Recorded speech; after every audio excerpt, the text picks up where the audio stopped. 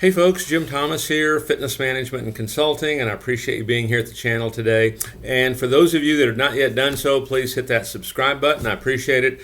And if you find the content beneficial, please hit that like button as well.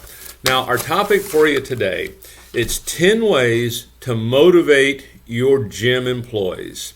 And as I've talked before, and we may bring some of this up here in these 10 different steps, is the core definition of management is we want to create an atmosphere that allows a motivated person to act. So that's what we're trying to do. So 10 ways to motivate your gym employees.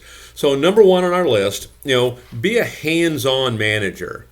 And what I mean by that is, have an open door policy. Be willing to talk to folks. Be willing and go out and try to understand, why your employees are working here. What matters most to them, what makes them tick. The more that we understand about our folks, the better that relationship's going to be. And quite frankly, the easier it's going to be for you, to put them in the best positions to succeed. So as far as being that hands-on manager, best thing I can say is have that open door policy, but that has to be a safe open door policy. There can't be, fear. That person can't be afraid, if I say something, this could go sideways on me. It has to be a true open door policy in that regard. Number two, be willing to act on ideas and suggestions. And so when I talk to folks, I'm always asking, hey, I want ideas, I want suggestions. But I'll also let them know, because I know if I don't act on them, they might feel like that's falling short. And so I'll always let them know, hey, I will not be able to act on everything, but I do want to hear what you have to say. And here's how I look at this. If I could kind of take this, right? This is kind of my straight and narrow, so to speak, of success and how business should be run. And there's some room in there. It's not narrow like this. It's wide like this. There's a lot of different things. And if I'm getting suggestions and ideas from staff on things that they see, things that they like, things that they believe in, and if it fits within these parameters that I'm looking for, I'm going to do it. I'm going to do it every time. Because A, I want them to know and feel that their voice is heard, and in a manner of speaking, I want them to have, some kind of an ownership in this. All right. So act on suggestion and ideas, where you can, and good communication, with your staff on that. Number three, you want to make room for employee progress. We want to allow for advancement, and we want to put our staff in a position to advance. And whatever it might be in your gym. I mean, a lot of times, like folks that maybe are in sales that maybe struggle a little bit at sales. I've had a lot of great success with those folks maybe becoming operations managers or heading up a street team, heading up a marketing program. There's a lot of different things in there. So I'm always trying to look at what do I have here. Okay, so I want to allow for advancement. And even to the point of giving people opportunities. You step out of the club for 15, 20 minutes. Mary, you're in charge.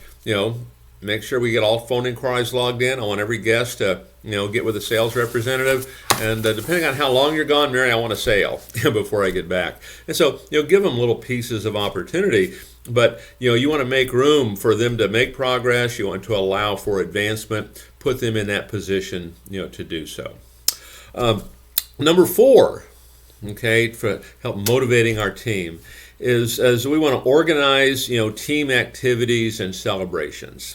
Team activities and celebrations, and team building events and external events are good.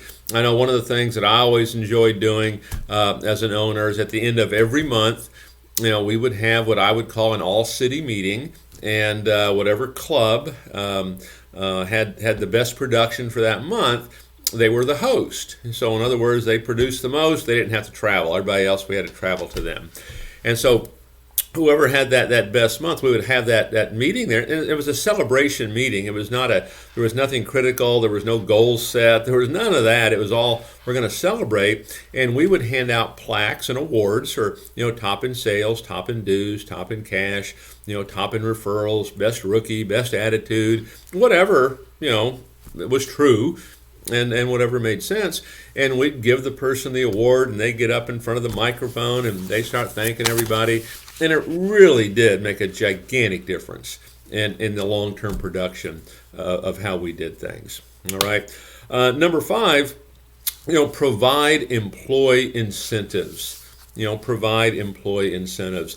And one of the things I like to do every single month, I like to have a contest. I'm always having a contest. And, one of the things we talk about in kind of doing sales is that we'll do it in the sense of, hey, you have to have some urgency. Okay, urgency to buy now. But also, I want to create urgency for our staff.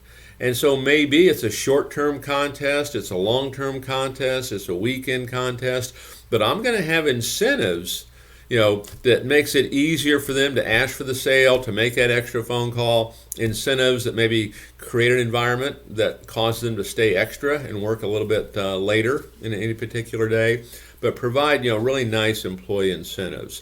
We want to create a happy workplace, okay? We want to create a happy workplace, and of course we do. It's kind of what we're talking about here in terms of motivating staff. But things like, I like to say, hey, provide a chill out area. Provide an area where they can just kind of chill out. Maybe it's an employee break room, and depending on the size of your club, you might have a pool table in there. You might have a ping pong table in there. I know a lot of business offices, will do those kind of things with their staff. But you want to have a chill out area. Maybe it's a TV room. Maybe it's an eating area. I'm not talking about cramped quarters, and by the same token, I'm not talking about luxury kind of surroundings here. But it's a chill out place where they can kind of just take a break for a moment and kind of get away from it. Also, when it comes to creating that happy workplace, we want to track our progress. Have a whiteboard or however you like to do it, where you're tracking. Everybody can see it, not members, but just staff. We can track how many sales do we have, how many referrals do we have, what's our income look like. I remember growing up in sales, and we had a chalkboard, and every time we made a sale, we'd color in that chalkboard. And if you made the first sale of the month, you got to choose the color, okay? And I know for me, I'd get more excited about putting my color my square in than I would the money I made on the sale. Because, hey, everyone sees this when they walk in this room. Everybody sees it. And for me, it was a gigantic motivator. And so, track progress, have a chill out area, TV or, just whatever it is that, helps them relax and kind of get away from things a little bit. Number 7, trust your employees. Trust them. Okay.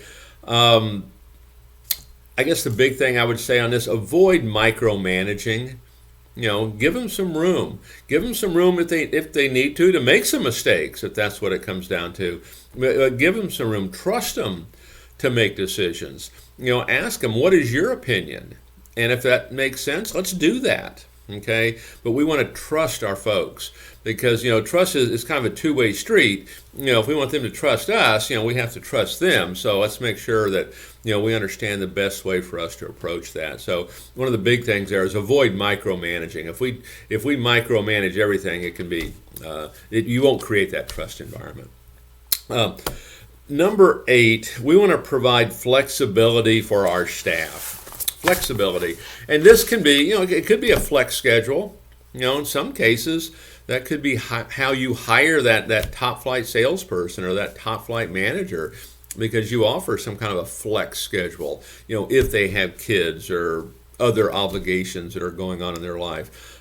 Even additional time off. I remember as a salesperson, and I was a salesperson that was producing at a very high level. And I can remember, not a lot, but on occasion, hey, maybe I'd want a Friday night off or I'd want a Saturday off. And I always got it, okay? But it was a mutual respect kind of thing, but I had that flexibility.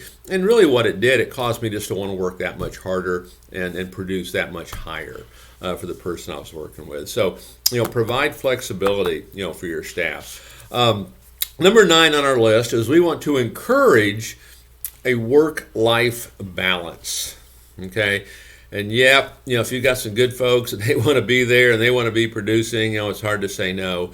But also, here's what we want to understand here. The most valuable asset that anybody has is themselves. That's their most valuable asset, okay? And we want to protect that valuable asset. And sometimes we want to help them protect it.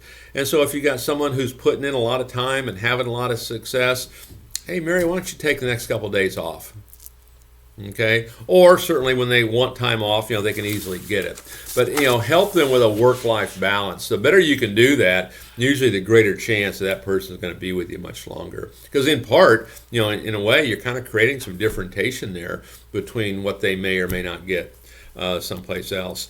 And then number 10 on our list is we want to get our employees engaged. We want to get them engaged. We want to get them involved at some level, in the decision-making process, to the extent that we can, okay? And one of the ways that I like to do this, and I do this when it comes to really training our staff. And say, for example, we'll talk about what's working or what's not working, or we'll ask them, hey, bring your plan of action to the table.